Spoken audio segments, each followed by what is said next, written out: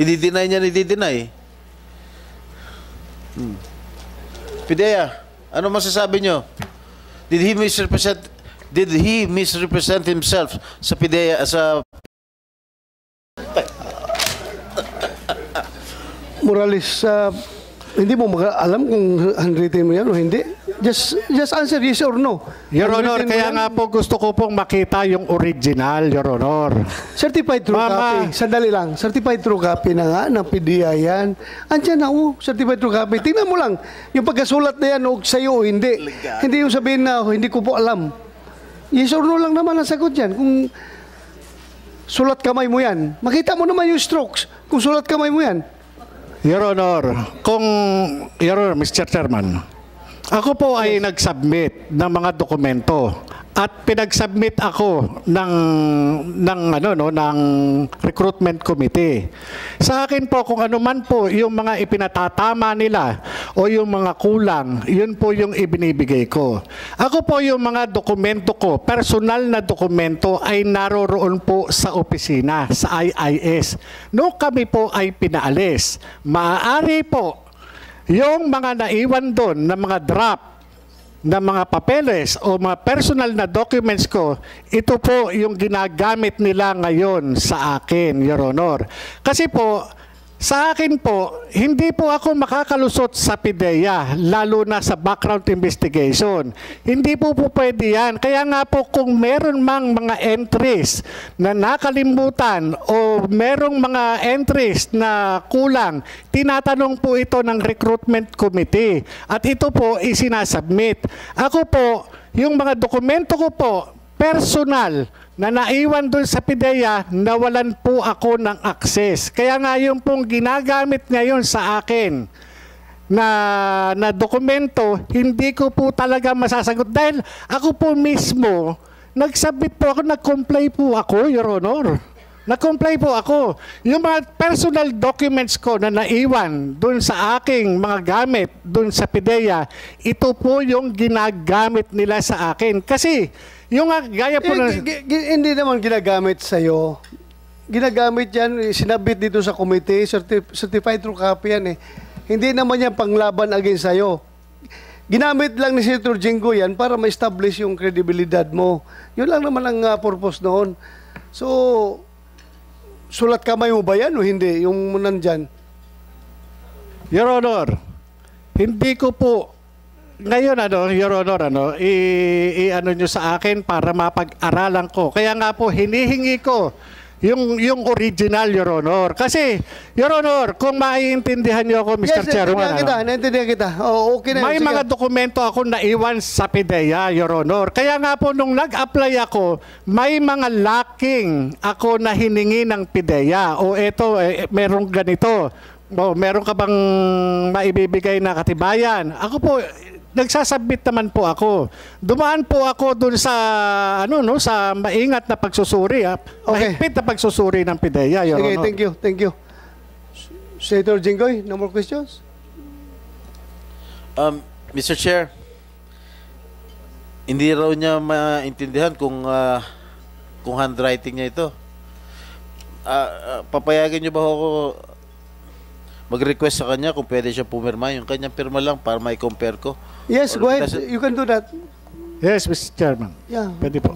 Comsec, please assist Senator Jinggoy.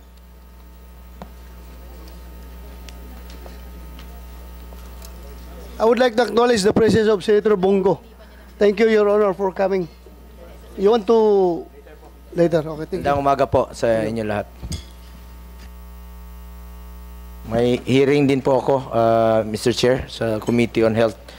Ayun po, ongoing rin po. Pakita lang ako dito sa iyo as a Vice Chairperson. Mr. Chair, I was informed by the lawyer of Mr. Kumar that the doctor of Mr. Kumar has already gave permission for him to testify virtually, if you will allow it. But I have reservations, Senator Jinggoy. Yes, please understand my position na ang pakitingnan na nasa hospital bed siya, ini-interrogate natin, tinatanong natin ng mabibigat na questions. Ayaw ko po. Okay. Kaya pasensya na kung I appreciate his interest to be present online, but I don't want this committee to take part in the deterioration of his health. Despite doctor's advice na okay na siya, hindi ko muna makonsensya. So, hindi muna natin siya tanungin. Thank you, Mr. Chair. I bow to the decision and the ruling of the Chair, Mr. President. Thank you. Mr. Chair. Okay, Mr. Chair. Ang nagbigay na ng pirma si Mr. Morales, okay? Mukhang malayong-malayo sa pirma niya rito sa PDS. Okay? Dito, yung stroke ng kanyang pirma sa PDS, medyo may pabilog-bilog. Dito, initial na lang. Short version.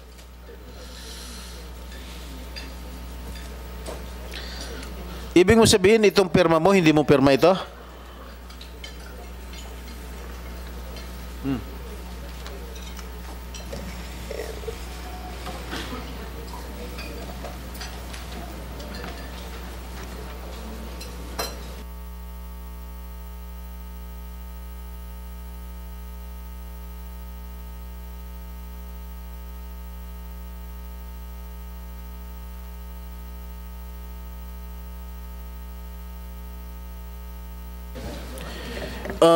Mr. Pidea, Director Lasso. Your Honor. Sandali lang, excuse me. Director Lasso, bukod dito sa PDS, meron pa ba kayong ibang dokumento na meron siyang pirma? Yes, Your Honor. Meron kayo copy dyan? Aside from the PDS, aside from the PDS.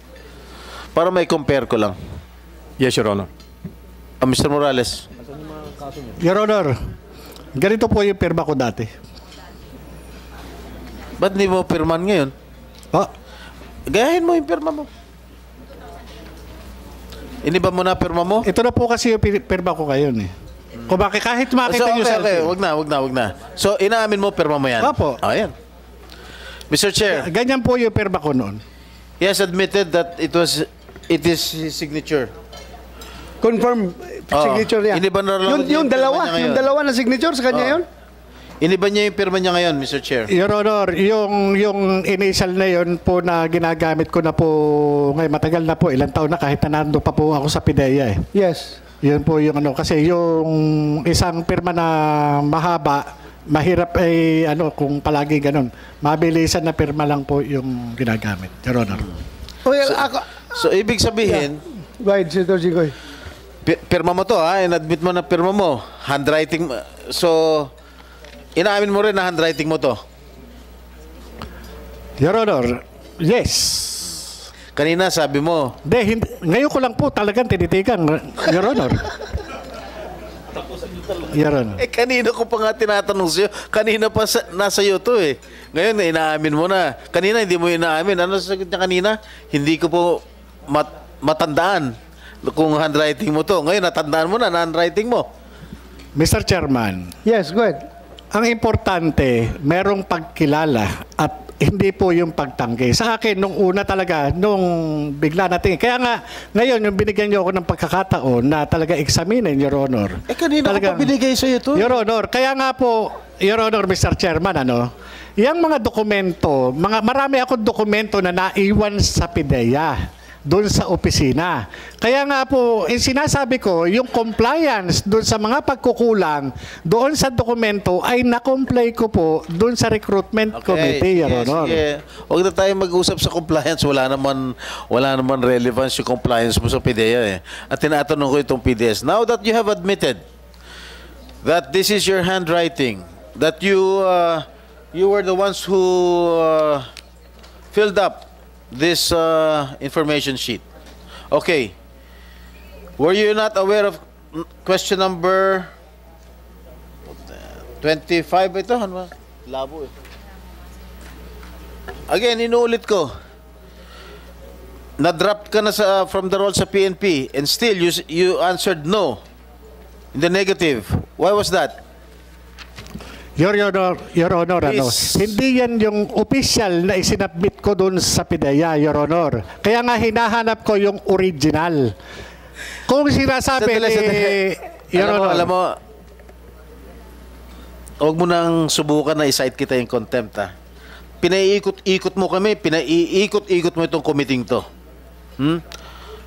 Huwag mo subukan. Talagang sa-cite kita ng contempt. Pidaya, Yes, Your Honor. photocopy to. That is a certified true Certified copy of photocopy. the files in PIDEA, Your Honor. Oh. Why did you misrepresent yourself at sinagot mo no? Your Honor, walang misrepresentation. Dahil ang pinag-aano ko rito is yung official document na mismong tinanggap ng PIDEA. Marami po akong dokumento, personal na dokumento na naiwan sa opisina noong ako'y maalis doon sa IIS, Your Honor. Yun po ang Stop. When you answered this, when you filled up this your PDS, you knew that you were already dropped or dismissed from the service. Am I correct? Your Honor, Yes or no? yes. Yes. All right. Stop. Yeah. Yes. All right. You knew that you were already dismissed from the PNP, and why did you not answer yes dito sa sagot nito? Instead, you answered in the negative. No. Your Honor, iyan po yung mga dokumento na naiwan ko dun sa PIDEA at meron po yan, Your Honor, iba po yung sinubmit. Nandyan po doon sa mga compilation ng file ko, Your Honor. Nandun sa compilation ng file. Yan po yun, Your Honor. Kung makikita lang, yung official na sinubmit ko doon sa PIDEA, makikita po roon yung mga entry. Hindi po ako nagsinungaling, nakasaad po doon. Sinabi ko po, Your Honor, during nung recruitment mismo, tinanong po ako na na-drop ka pala. Tinanong po ako nung recruitment committee. Kaya nga po, sinabi ko nga po, nag-comply ako. Tinanong pa nga ho nila ako, bakit ka na-drop? Tinanong po nila ako, bakit yung service mo ay putol? Kasi nga, lumabas po dun sa service record. Your Honor, na-comply ko po lahat. Yan pong pinipresentin nyo, ito po maaari na nakuha dun sa aking file. Kaya nga, kung makukuha yung official document na pinail ko. Nakuha sa file mo. Yes, Your Honor. Eh, paano kung nakuha sa file mo? Bakit sila nagpirma na certified true copy? Yung nga po, sir, Your Honor, hindi ko... Sandali lang. Mag-certify sila ng true copy based on their own files, hindi on your personal file. No, Your Ano Honor. mangyari dyan? Ito, Your Honor, yung mga document na personal file ko na nandun sa PIDEA na naiwan. Kaya nga kung ang pagbabasihan natin, Your Honor, yung mismong official document na isinubmit, yun sana ang ipakita. Hindi yung ito lang na, Your Honor, na kulang. Talaga kung magkakaroon po ng kukulang yan, kaya nga po ako natanong ng recruitment committee. Sige, sandali. Upidia. Paano yan? Saan galing yung authorized, yung certified true copy nyo? From your own file o personal file niya? Sir, on the file, on the documents on file with the Human Resources Management Service, Your Honor. So, okay. So, official file ninyo yan? Yes, Your Honor. Hindi yan yung personal file niya na nakuha daw ninyo? Yes, Your Honor. We do not have any knowledge of any personal file as far as the HRS is concerned. So, that is official file? Yes, Your Honor. Okay. So, Your Honor, Mr. Chairman. galing sa ang official recruitment, file nila. Your Honor, Mr. Chairman, ang recruitment process po sa PIDEA, merong minutes of the meeting yan. Nandoon.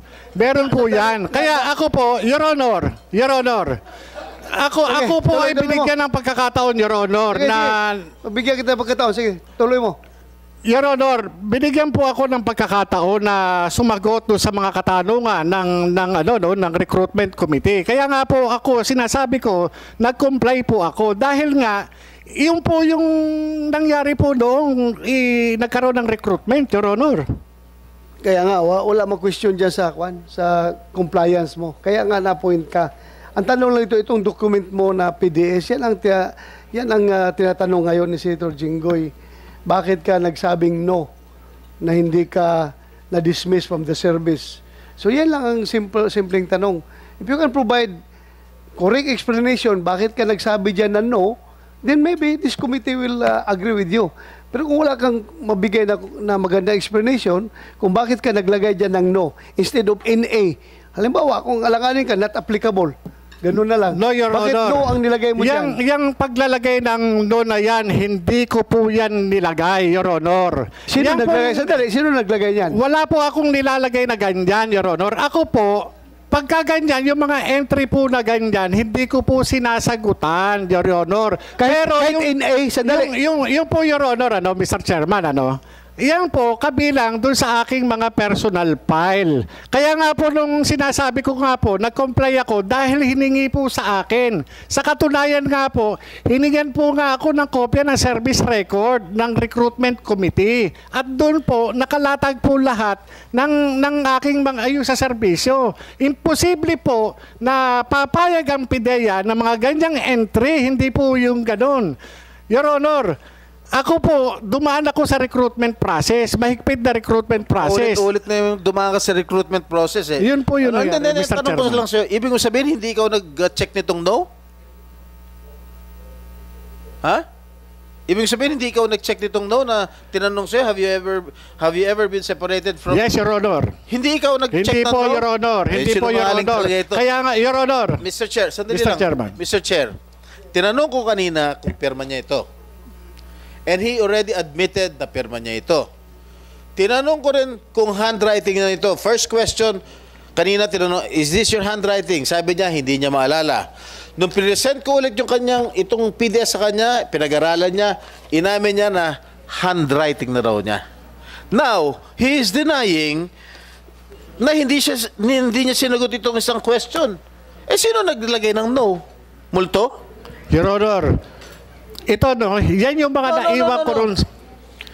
Did you, PIDEA. PIDEA. PIDEA. Sila may galing, sa kanila galing yan, Your PIDEA. Honor. Sa inyo raw galing to, kayo raw nag-check nung fill in the blanks nito. Your Honor, I am not Jonathan Morales. PIDEA is not Jonathan Morales. Mr. Chair. Mr. Chair. Yes, go ahead. I move that he be cited in contempt. There's a motion. For continuously lying before this committee. There's a motion from Senator Jingo Estrada that the resource person is cited in contempt. Any objection? Hearing none, Mr. Jonathan Morales is hereby cited in contempt before this committee. Bring him down. Mr. Chair, please instruct the Sergeant at Arms. Sergeant at Arms, siguruhin nyo hindi magkasamang kwarto yan dalawa, ha? Hiwalay. Thank you. Hiwalay sila. I just want to be fair in this committee. Just want to be fair and to be transparent to everyone. That's all. Hiwalay ninyo silang dalawa. Wag silang, ilan bang room natin sa baba? Dagan pa? Ihiwalay ninyo. Okay, sige, thank you. So from here, still I want to listen to James Kumar, but not at his medical bed